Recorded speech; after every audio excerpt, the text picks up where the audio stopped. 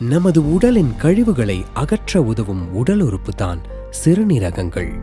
சிறுநீரகங்கள் சரியாக இயங்கினால்தான் உடலின் இயக்கமும் சரியாக இருக்கும். சில நேரங்களில் சிறுநீரகங்கள் செயலிழந்து அதன் இயக்கத்தை நிறுத்திவிடுகின்றன.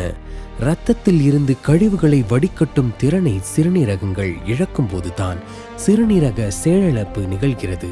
அப்படி சிறுநீரகங்கள் பாதிக்கப்பட்டு உயிருக்கு போராடியவர்தான் சகோதரி ரெபேக்கா.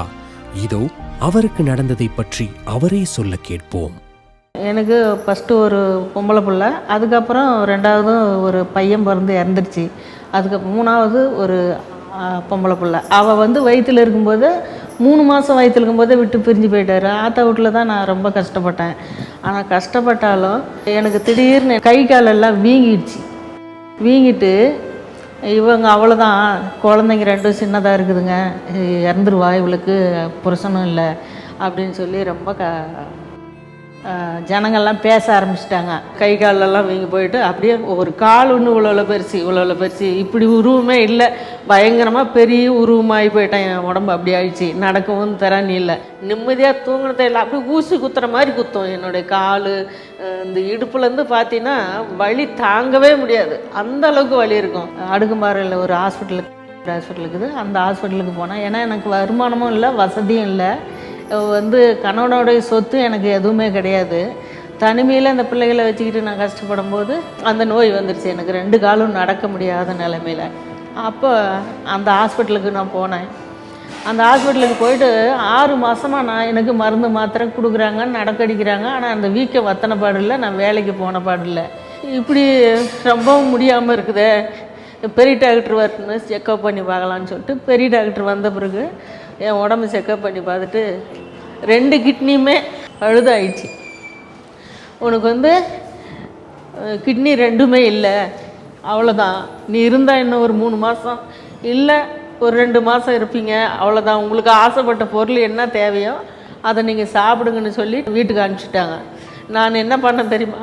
ஆனால் கடவுள் தான் என்னை விடலை. நேராக வீட்டுக்கு போகல.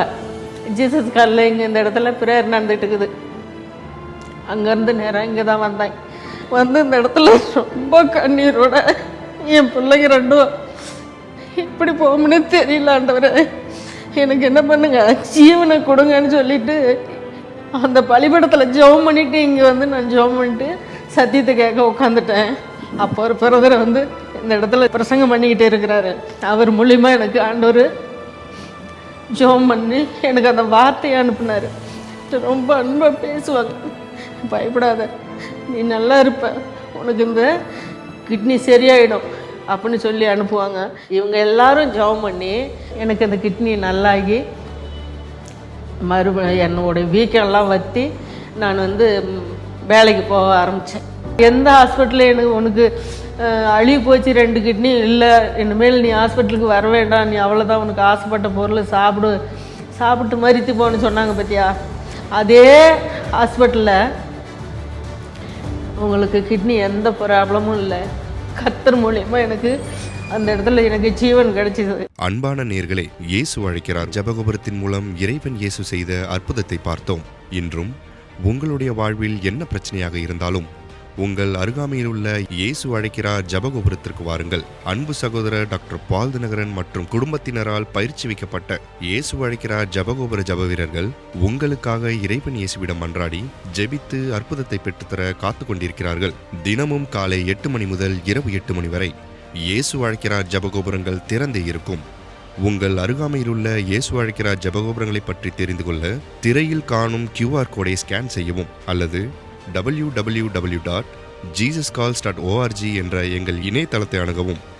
இது இயேசு அழைக்கிறார் ஊழியம், உங்களால் உங்களுக்காக இயங்கி வரும் தேவனின் ஊழியம்.